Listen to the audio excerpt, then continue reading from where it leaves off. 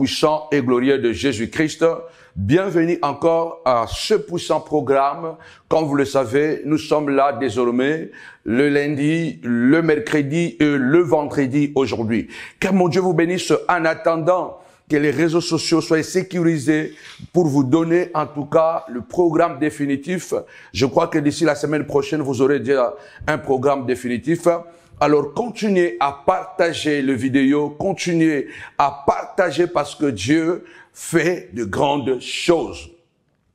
Que tu sois béni, que tu sois délivré. Je voudrais dire à quelqu'un que Dieu te connaît, Dieu est pour toi, Dieu ne t'a pas oublié. S'il y a quelque chose que Dieu ne peut pas faire, c'est oublier ses enfants. Dieu n'est pas humain, Dieu est un Dieu esprit. Et il est tellement puissant qu'il est dans l'incapacité de t'oublier parce que même le monde est dans sa main. Alors, shalom à tous. Je voudrais intituler ce programme « La prière contre les opposants de ta destinée ». La prière contre les opposants de ta destinée. Malheureusement, bien-aimés dans le Seigneur, nous, en tant qu'enfants de Dieu, ayant l'amour de Dieu, ayant la crainte de Dieu, souvent, nous nous retrouvons coincés et nous n'arrivons pas à utiliser, n'est-ce pas, les armes que le Seigneur nous a données. La Bible dit que le monde entier est sous la puissance du malin. Depuis la création du monde, depuis que Adam a été créé, nous avons vu combien Satan s'est introduit dans le jardin et il a détruit le plan initial de Dieu. Il a détruit le plan d'Adam. Je prie ce soir, ce matin, au nom puissant et glorieux de Jésus-Christ, que tout serpent qui s'introduit dans ta maison, que tout serpent qui s'introduit dans ton ministère, qui reçoit une malédiction exactement comme Dieu était descendu dans le jardin et il a maudit le serpent. Alléluia. Tout opposant, alléluia, toute personne qui s'oppose à la destinée de tes enfants, toute personne qui s'oppose à ton étoile ou qui cherche à étouffer ton étoile, qui cherche à nuire ta vie par des stratégies sorcellériques, par de colportage, par de mensonges, par de manipulation, c'est un opposant à ta destinée. Et ta destinée, elle n'est pas pour toi. Dieu a dit à Abraham, quitte ton pays, ta patrie et la maison de ton père, car je ferai de toi une source de bénédiction pour les nations. Ta destinée ne t'appartient pas. Ta destinée, elle est pour quelqu'un, pour les hommes et les femmes de ce monde. Dieu doit passer par toi afin de bénir ces personnes. Et celui qui détruit ta destinée, il détruit la destinée de plusieurs personnes dans le monde, de plusieurs personnes, non pas seulement de ta famille, mais de plusieurs personnes. Parce que de même que Dieu dans le monde, il travaille avec les hommes. Satan aussi travaille avec les hommes aussi travaillent avec les hommes. Dieu passe par les hommes pour bénir les hommes. Alors tu n'es pas n'importe qui, peu importe la position que cette prière va te trouver, que tu sois allongé sur un lit de l'hôpital, que tu sois sur un lit d'opération, que tu sois, je ne sais pas, au chômage, que tu sois, je ne sais pas dans quelle position, en prison, mais puisqu'il y a une destinée dans ta vie, sache que celui qui est à la base de ton malheur, il est conditionné. Dieu a dit à Abraham, je bénirai ceux qui te béniront, je maudirai ceux qui te maudiront, parce que notre Dieu ne permet pas, alléluia, que son plan soit détruit. Tu es le plan merveilleux de Dieu. Tu es le plan, tu es le projet de Dieu. La Bible déclare, quand il commence une œuvre, il l'amène à la perfection. Alléluia. Notre Dieu n'est pas un Dieu des œuvres inachevées. Tu casses, il reconstruit. Tu arrêtes, il redémarre. Oh Dieu de gloire. Tu ne peux pas arrêter le plan, le projet de Dieu. Or, toi, tu es le projet de Dieu. Celui qui veut s'opposer à ta vie, il aura à croiser Dieu devant toi. Parce que le Seigneur dit, je maudirai ceux qui te maudiront. Lorsque Satan est entré dans le jardin et qu'il a détruit la destinée d'Adam, la Bible déclare que Dieu était descendu et a puni Satan. Alléluia. Déclare avec moi, punition, punition, punition, punition. La prière contre les opposants de ta destinée. Tu dois briller, tu dois aller de l'avant. Mais je voudrais dire une chose, bien-aimé. La Bible dit que vous connaîtrez la vérité et la vérité vous rendra libre. Père éternel, je bénis bénis chaque personne qui est connectée à ce message, à ces lives. Je bénis ceux qui doivent se connecter. Que l'onction prophétique, Saint de gloire, touche, visite et localise chaque personne. C'est celui qui est malade, Seigneur de gloire, qui reçoit la guérison parce que tu as dit à ton nom, Papa, nous chasserons le démon et nous guérirons les malades. Je prie pour toi, alléluia. Tu viens de commencer un business, tu viens de commencer un travail, tu viens de commencer un projet, mais il y a des obstacles, il y a de l'opposition. Je déclare au nom puissant de Jésus. La Bible déclare tout ce que Jésus a dit, toute plante que mon Père n'a pas plantée sera déracinée. Mais la plante que le Père a plantée ne sera jamais détruite, ne sera jamais déracinée. Tu ne seras pas déraciné parce que tu as été planté par Dieu. Le projet a été planté par Dieu. Le ministère a été planté par Dieu. Ils te feront la guerre, ils ne te vaincront pas. Ils viendront par un chemin, mais ils fuiront par cet autre chemin parce que tu es sécurisé par la puissance du Saint-Esprit au nom de Jésus. Qui es-tu, grande montagne, devant Zorobabel? Tu seras aplani. Je m'adresse spécialement à tous les montagnards et à tous les amis de la montagne de la prière, à toi qui me regardes en ce moment, retour à l'expéditeur. Je vous révélerai un secret. Jésus a dit quelque chose.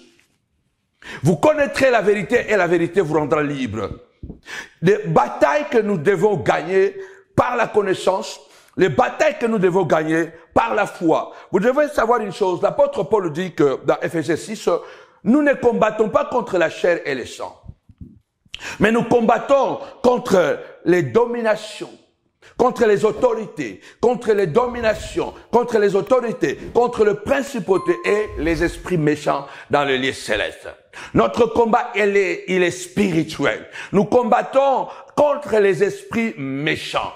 Et ces esprits sont caractérisés, bien aimés dans le Seigneur, à travers le mal. Alors je voudrais ramener une chose. La leçon numéro 1. David était un homme très élevé dans la connaissance de Dieu. La preuve est qu'il a commis beaucoup de fautes, mais il s'est en sorti. Parce que c'était un homme qui, à la fin, qui a connu vraiment Dieu et qui l'a servi. Et vous voyez que David, il est mort sur le trône. Je prie au nom puissant de Jésus que tu ne mourras pas célibataire. Tu es marié, tu mourras, alléluia, après avoir été rassasié de jours. Tu mourras sur le trône. Tu mourras comme Abraham, rassasié de jours. Alléluia. Tu ne mourras pas malheureux. Tu ne mourras pas pauvre. Tu ne mourras pas prisonnier. Tu ne mourras pas, alléluia, aveugle. Tu ne mourras pas, je ne sais pas quoi. Mais, bien aimé, lorsque le moment de départ arrivera, tu seras dans la joie parce que tu seras rassasié. Personne ne pourra te détrôner. Mais le problème, c'est quoi? Je vais lire un verset que j'avais lu, je crois, mercredi. La Bible déclare dans 1 Samuel 24, au verset 13 jusqu'au verset 14. David est en train de dire ceci. L'Éternel sera juge entre moi et toi. Et l'Éternel me vengera de toi. Mais je ne porterai point la main sur toi. Du méchant vient la méchanceté, dit l'ancien proverbe. Aussi, je ne porterai point la main sur toi. David est en train de dire, je voudrais tout simplement dire, connectez-vous et rendez-vous, bien-aimés dans le Seigneur, à dimanche à Novotel, Noisy-le-Grand, de 10h à 13h. Je vais vous dire une chose. Depuis la Pentecôte, il y a un vent, alléluia, qui a soufflé. Le Saint-Esprit est tellement présent. Toi qui es malade, toi qui es possédé par des esprits de mari de nuit, de femmes de nuit, toi qui as des blocages. Alors ce dimanche de 10h à 13h, des témoignages puissants, quelque chose d'extraordinaire, parce que le Saint-Esprit est à l'œuvre dans chaque culte. Le Dieu de gloire est en train de nous visiter. Alors, ne viens pas seul. Amène quelqu'un. Amène quelqu'un si tu as l'amour de quelqu'un. Amène-le. Paye le ticket pour lui. Amène-le dimanche. Ce dimanche, ça sera encore chaud. Quelque chose de puissant va passer dans votre vie. Alors, passez le message. Nous sommes à Noisy-le-Grand. Appelez, le numéro de téléphone est là. Nous pouvons vous indiquer comment arriver à l'adresse. La Bible dit ici que c'est David. David le guerrier. David qui a beaucoup aidé Saoul. Et un certain Kish avait monté Saoul contre David. Et la Bible déclare, Saoul a cherché à plusieurs façons de tuer David. Saoul a cherché de plusieurs manières, au point qu'il avait tué plus de 80 sacrificateurs, tout simplement parce qu'ils ont donné un coup de main à David. Mais David a eu l'occasion. Un jour où David était caché dans une caverne, Saoul aussi est entré dans cette grotte afin de se soulager. Les gens qui étaient avec David ont dit à David, regarde, Dieu a donné la possibilité, t'as donné la possibilité de tuer ton ennemi. On lui a poussé de tuer Saoul. Mais David, quand il s'est levé, il a senti son cœur battre. Il a touché le manteau de Saoul. Il a senti son cœur battre. Il a dit, je ne mettrai pas ma main sur le loin de l'Éternel. Il a coupé seulement le morceau de son manteau. Et lorsque Saoul est sorti, la Bible déclare que David aussi est sorti. Et ils étaient en parallèle. L'autre était de l'autre côté, l'autre de l'autre côté, et puis il y avait une vallée au milieu. Et David était en train de courir, en disant à Saoul, en disant que mon père, regarde le morceau de ton manteau dans ma main. Tu comprends que si j'ai le morceau de ton manteau dans ma main, cela veut dire que j'avais la possibilité de te tuer. Quand tu étais dans la grotte, les gens qui étaient avec moi me disaient de te tuer. Mais j'ai dit, je ne porterai pas la main sur loin de l'Éternel. Loin de là de tuer quelqu'un. Un véritable enfant de Dieu ne peut pas être méchant. Un véritable enfant de Dieu ne tue pas. Un véritable enfant de Dieu ne commet pas d'adultère. Un véritable enfant de Dieu ne détruit pas la vie des autres par le faux témoignage. Un véritable enfant de Dieu ne peut pas, bien-aimé le Seigneur, transgresser même pas le 9e commandement. Tu ne porteras pas de faux témoignages contre ton frère. Alléluia. David a dit, je ne vais pas transgresser le 6e commandement qui dit, tu ne tueras pas. David a dit, je ne te tuerai pas. Je ne pourrai pas le faire. Si j'ai ça, tu crois comprendre une chose que mes mains sont innocentes, mais toi tu cherches à me tuer. Mais David a fait une prière. Tapez-moi 7 fois prière, prière. Les opposants doivent tomber et ils vont tomber. Ce n'est pas toi qui vas les combattre. Ce n'est pas toi qui va les faire tomber. Dieu le fera tomber. Dieu va s'en charger de tout sorcier de ta vie. Qu'il soit apôtre, qu'il soit prophète, qu'il soit pasteur, qu'il soit ton petit frère, qu'il soit ton grand frère, qu'il soit ton pasteur, qu'il soit je ne sais pas quoi. Mais puisque c'est mis de travers, il a décidé de destituer ta vie. Le Seigneur s'en chargera de lui. Mais toi, le combat que tu dois faire, c'est un combat spirituel. Tu dois parler. David a dit, du méchant viendra la méchanceté. Tout celui qui est méchant, il engendra la méchanceté. Du méchant vient la méchanceté et l'Éternel me vengera de toi. David a fait cette prière. Du méchant vient la méchanceté et l'Éternel me vengera de toi. Ça, Paul, l'apôtre Paul, est en train de nous dire, écrivez bien, Colossiens 3, 25. Car celui qui agit injustement recevra selon son injustice. Il n'y a point d'acception de personne. Celui qui agit injustement, qu'il soit pasteur, qu'il soit roi, qu'il soit je ne sais pas quoi, il le payera. Alléluia. Paul dit, celui qui agit injustement recevra selon son injustice. Celui qui crée de mensonges, celui qui détruit la vie des gens par des manipulations, par des montages, par l'hypocrisie. Bien-aimé le Seigneur, c'est question de temps. Il recevra selon son injustice. C'est pourquoi, bien-aimé le Seigneur, je vais vous donner 2 leçons très importantes ce soir. Tapez-moi 5 fois, retour à l'expéditeur. Notre Dieu est un Dieu de retour à l'expéditeur. Oui, hier nous avons aussi lu dans 2 Samuel 22, 26 à 27. Avec celui qui est bon, Dieu agit avec bonté. Avec l'homme droit, tu agis selon la droiture. Avec celui qui est pur, tu agis selon la pureté. Et avec le pervers, tu agis selon la perversité. Écoutez maintenant. Le problème de David, David connaissait bien comment Dieu agit. Notre Dieu est un Dieu, alléluia, multidimensionnel. Tapez-moi 5 fois, multidimensionnel. David, c'est lui qui a tué, en quelque sorte, entre guillemets, Saoul. David avait prié.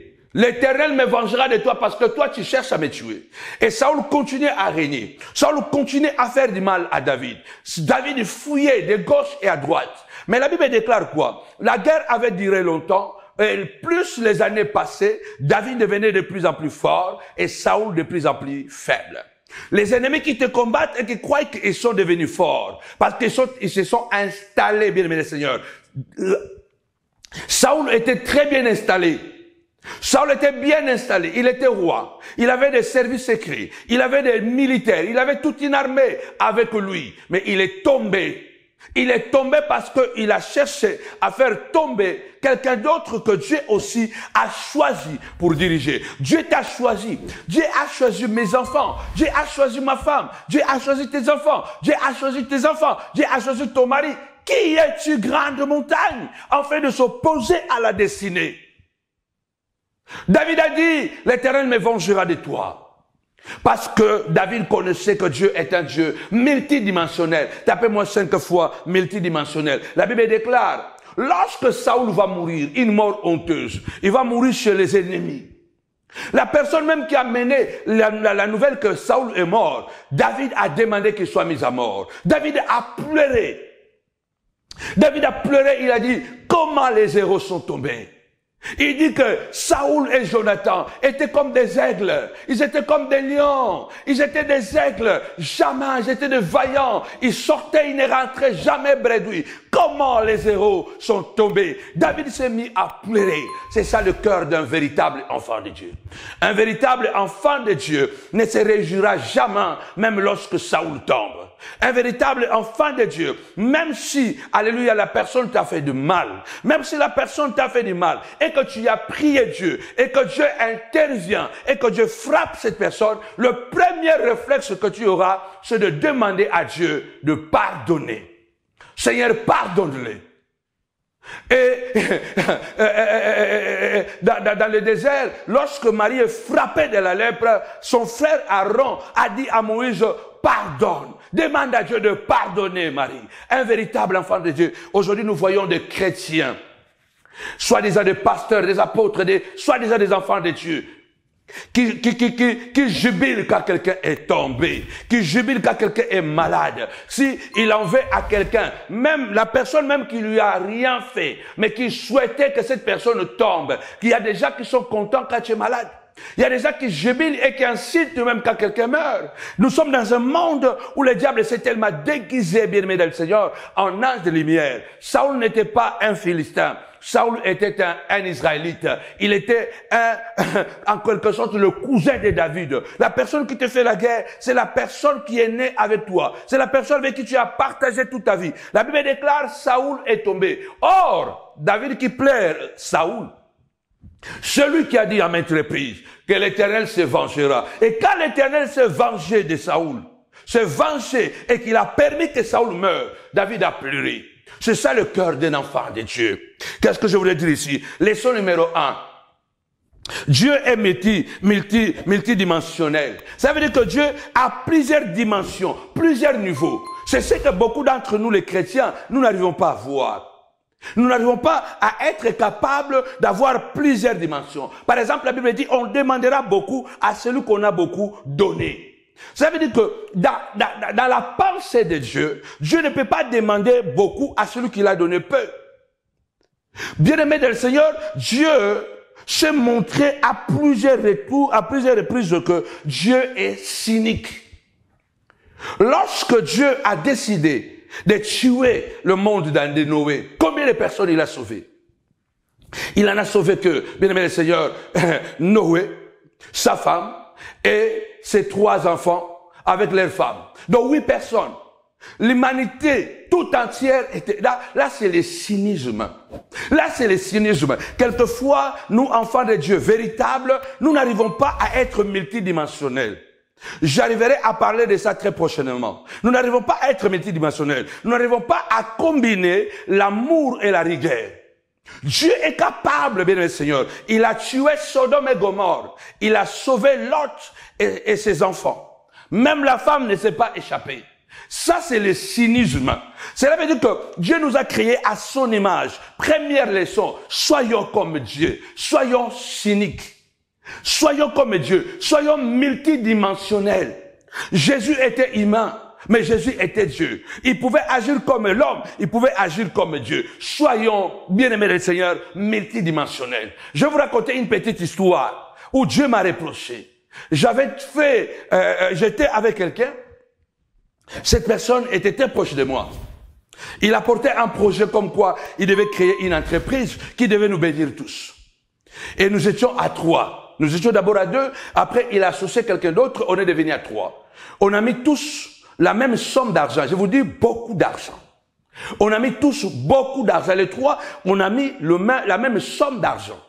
Mais quand nous sommes allés voir l'expert comptable pour faire le statut, il a dit non, bon, comme c'est moi qui connais le métier, vous serez à la maison. Donc moi je prends 51% et vous prenez 24%, parce que c'est moi qui va travailler et tout ça. Normalement, ce n'est pas logique. Mais par amour, nous avons accepté. Ça, déjà, normalement, ce n'est pas logique. Nous avons mis tous la même somme. Ça veut dire que nous avons mis tous la même somme. Il fallait que l'entreprise soit, en tout cas, à 3 parties. Mais lui, déjà, il a pris 51 pour qu'il soit le propriétaire de l'entreprise. Déjà, c'est une erreur que nous avons acceptée. Deuxième erreur, lorsque cette personne m'a fait tellement de mal, il m'a fait beaucoup de mal, vraiment, une brutalité, une violence sans précédent. Il a cherché à détruire mon ministère. Il a cherché à détruire mes enfants et ma femme. Il a cherché à m'humilier. Je ne dis pas des blabla, il a posé des actes. Il a posé des actes pour détruire l'église. Il a posé des actes pour m'humilier. Il a posé des actes pour me rendre inutile. Mais qu'est-ce que moi, en retour, j'ai fait? C'est ça, quelquefois, nous n'arrivons pas à voir cette multidimensionnalité, à vivre dans le multidimensionnel. Donc, lorsque j'ai décidé de quitter l'entreprise, je lui ai dit, écoute, bon, c'est bon, il faut me rendre mon argent. Il m'a donné mon argent, un petit morceau pendant 4 ans. Il m'a donné son argent en petits morceaux. Je lui avais dit pendant ces années, je dis, écoute, moi, tu as cherché à détruire mon ministère. Mais moi, en tant qu'enfant de Dieu, je ne détruirai pas je ne détruirai pas l'entreprise. J'ai 24,5%, 24% et demi dans cette entreprise. Normalement, je devais m'opposer et dire que voilà, on fait le partage, je prends ce qui est à moi et puis l'entreprise va tomber parce que si je prends le 24%, il sera obligé de déposer le bilan. Et qu'est-ce qui se passait? Moi, j'ai dit non, je ne vais pas détruire ton ministère, l'entreprise, parce que c'est pour tes enfants, et tes enfants doivent avoir une bonne vie demain. Mais pendant que moi, je pense pour ses enfants et sa femme, j'ai des lettres ici que je lui écrivais. Il m'a rendu mon argent en petits morceaux. Et moi, j'étais content parce que je ne voulais pas rendre le mal pour le mal. Lui m'a fait beaucoup de mal. Dieu sait ce que je dis ici. Lui m'a fait beaucoup de mal. Mais moi, je ne voulais pas lui rendre le mal par le mal. Quand nous faisons des prières de retour à l'expéditeur, nous les faisons avec cœur. Et il y a encore des choses à prendre. Et puis, il m'a donné cet argent, morceau pendant 4 ans. Dernièrement, j'étais en train de prier. Et j'étais en train de prier, l'Esprit m'a rappelé. J'ai dit, mais pourquoi j'ai permis, Dieu m'a dit, mais pourquoi tu as permis cela? Mais pendant ces périodes-là où que moi, j'écrivais que je ne vais pas détruire cette entreprise, moi je suis pas méchant, Dieu m'a dit, ce n'est pas une affaire de méchanceté. Ce n'est pas une affaire de méchanceté. Non. Tu devais appliquer la rigueur. Tu as mis le cœur, là il fallait appliquer la rigueur. Tu ne peux pas mettre le cœur, l'amour là où tu dois appliquer la rigueur. Mais quand j'ai tué Sodome et Gomorre, est-ce qu'il n'y avait pas des enfants? Et c'est ça le problème de nous les enfants de Dieu. Nous n'arrivons pas à être multidimensionnels. Donc moi je devais défendre mes intérêts. C'était dans mes droits de dire que tu as travaillé. Nous avons fondé l'entreprise ensemble. Mon agent a travaillé pendant 4 ans. Donc j'ai droit aux intérêts. Tu ne me donneras pas mon argent comme ça. Donc, moi, je dois savoir combien est dans le compte et pour que moi, je prenne mes 24%. D'ailleurs, déjà, depuis que l'entreprise avait commencé, moi et l'autre là, on ne connaissait même pas combien était dans l'entreprise. Il y a des gens qui sont très cyniques. Et pourtant, j'étais dans mes droits. Je devais dire que non, moi, je vais mon argent avec les intérêts. Vous voyez, Dieu m'a dit, mais ce n'est pas mon problème, c'est ton problème à toi. Parce que tu as appliqué l'amour, là il fallait appliquer la rigueur. Tapez-moi 5 fois, les Saoul vont tomber. Que Dieu te donne la force d'être un véritable, alléluia, multidimensionnel. Tu es créé à l'image de Dieu. La Bible dit, tous ceux qui sont sortis de l'Égypte, il n'y a que 2 qui se sont échappés, Josué et Caleb. Plus de 6000 et quelques personnes sont morts dans le désert. À part la nouvelle génération, 2 personnes sont entrées à Canaan. Notre Dieu n'est pas un sentimentaliste. Notre Dieu, alléluia, est un Dieu de la rigueur. C'est pourquoi il dit, avec le bon, j'agis avec la bonté. Avec le méchant, avec l'injuste, avec le calomniateur, j'agis selon sa perversité. Donc il y a des gens, il faut le répondre avec l'effet miroir. Il parle, tu parles. Il maudit, tu maudis. Tu dois apprendre à défendre tes intérêts, à être cynique, à être multidimensionnel. Tu peux aimer, alléluia. 6 mois, j'avais réclamé mes droits. 6 mois, j'avais réclamé mes intérêts convenablement de l'entreprise. Bien-aimé dans le Seigneur, où était le mal? Où était le mal? On pouvait signer des papiers et qu'il me donne mon argent, mais avec les intérêts. Mais moi, qu'est-ce que je fais? Il m'a donné de l'argent là, morceau par morceau, pendant 4 ans. Donc, pour dire que ce n'est pas le problème de Dieu, c'est moi qui n'ai pas été capable. Deuxième leçon. Soyez capable d'être malin comme le serpent. Soyez capable d'être malin comme le serpent.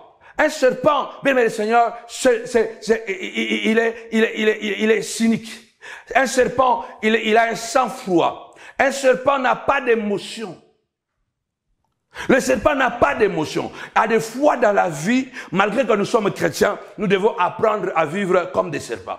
Le vrai problème est que la plupart de bons chrétiens comme nous n'arrivons pas à être malins comme les serpents. Or, Jésus a dit, je vous envoie comme des brebis au milieu des loups, soyez prudents comme les serpents. Donc, soyez malins. Parce que le serpent, il est malin.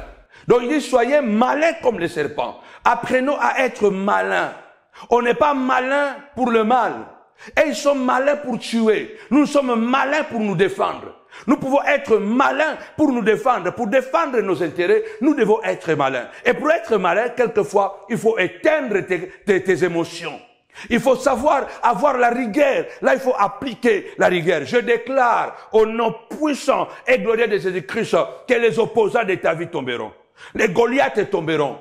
Les Goliaths tomberont. Toute personne qui se met de travers de ta vie, c'est question de temps. Vous savez, je vous ai dit que la Bible déclare dans Ecclésiaste 8 que le jugement contre le méchant est lent.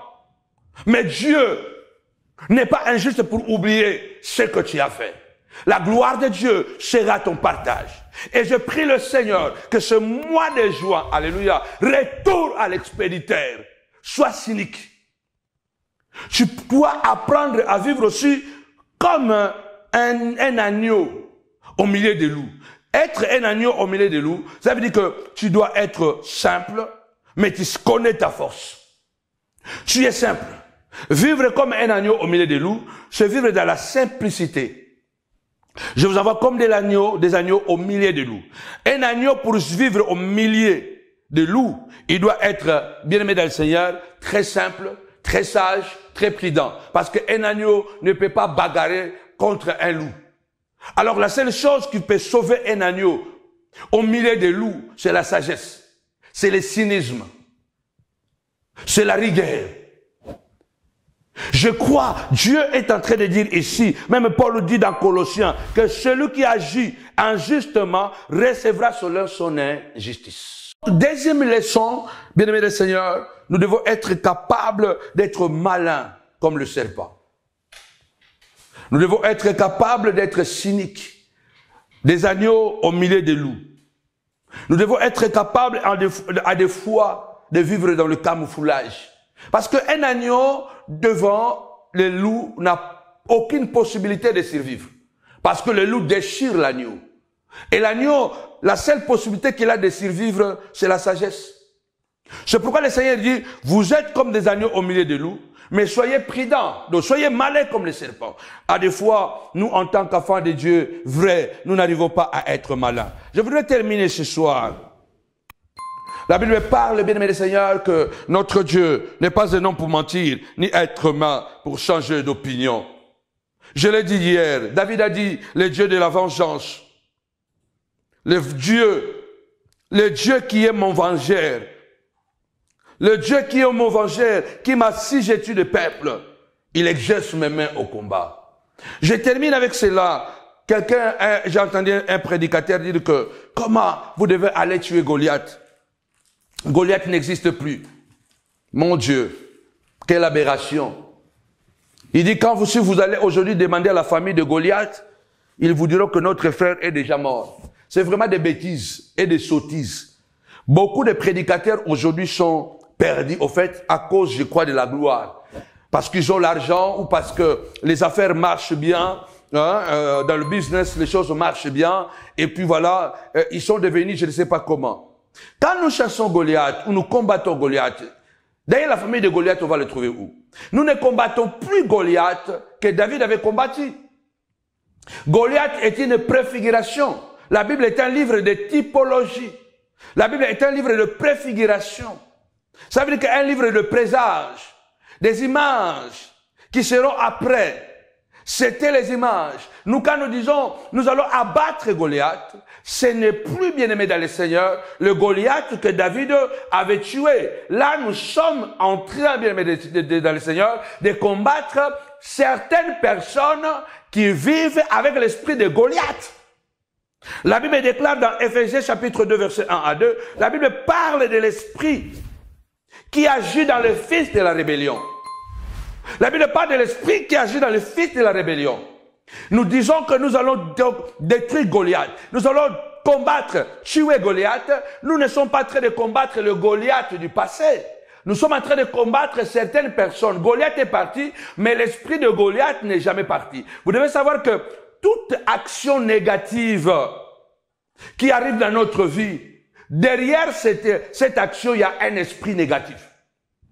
Toute bonne action qui arrive dans notre vie, derrière cette action, il y a l'Esprit de Dieu. Donc, si vous voyez quelqu'un qui vient, il se confie à sa taille, il dit que je suis fort, il dit que je suis capable, je vais te tuer, je vais t'abattre, regarde comment je suis, j'ai ça, et que il peut t'insulter publiquement, t'humilier et prendre le plaisir de t'humilier des années et des années, c'est un Goliath. C'est un esprit de Goliath. Nous ne cherchons plus le Goliath de l'époque de David. Nous cherchons l'esprit de Goliath. C'est la même chose avec Caïn. Caïn est mort, mais l'esprit de Caïn n'est jamais mort. On voit aujourd'hui la jalousie continuer. On voit aujourd'hui, bien aimé dans le Seigneur, l'esprit d'assassinat continuer. Celui qui avait commencé d'assassiner quelqu'un sur terre, c'était Caïn. Mais Caïn est mort. Les gens continuent à assassiner. Tous ceux qui assassinent les gens sur la terre, ils ont l'esprit de Caïn, parce que l'esprit de Caïn agit encore aujourd'hui.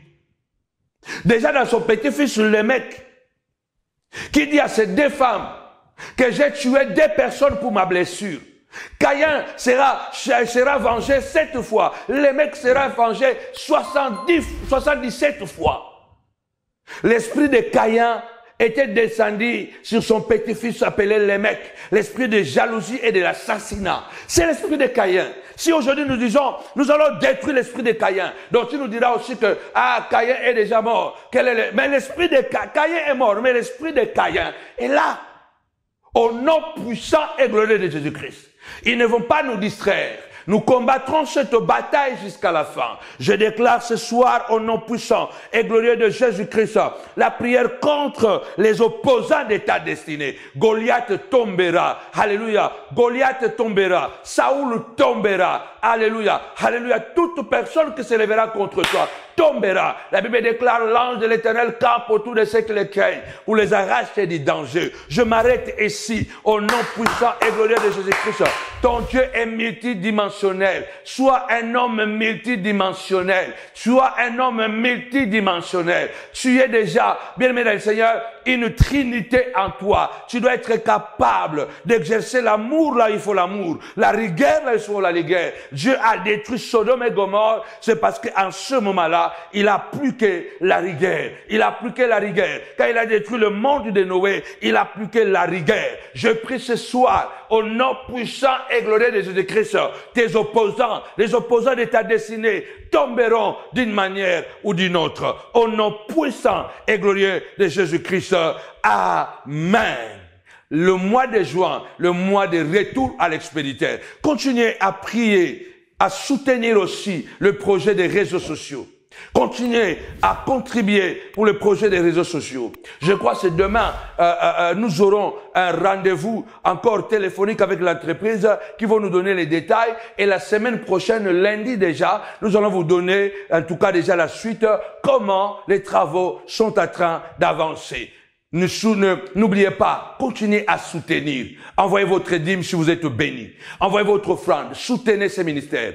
Je suis en train de parler sur l'esprit de sacrifice. La meilleure façon de servir Dieu, c'est servir les autres. Je suis en train de parler et dimanche, je vais continuer. Les alliances du sacrifice. Les alliances du sacrifice. Les alliances du service. Je clôturerai cet enseignement dans 3 semaines. Vous allez comprendre un puissant secret que beaucoup de gens ignorent. Servir les autres vous rend puissant. Servir les autres vous rend puissant. Et c'est le langage de la spiritualité que Dieu connaît, c'est le sacrifice. Servez Dieu. Devenez des sacrifices. Et Dieu ne peut pas, en aucun cas, oublier les sacrifices que nous faisons. Lorsque le diable s'élèvera, votre sacrifice parlera, comme pour Dorcas. Lorsque le diable s'élèvera, votre sacrifice parlera, comme pour Ézéchias. Que mon Dieu vous bénisse. Continuez à partager.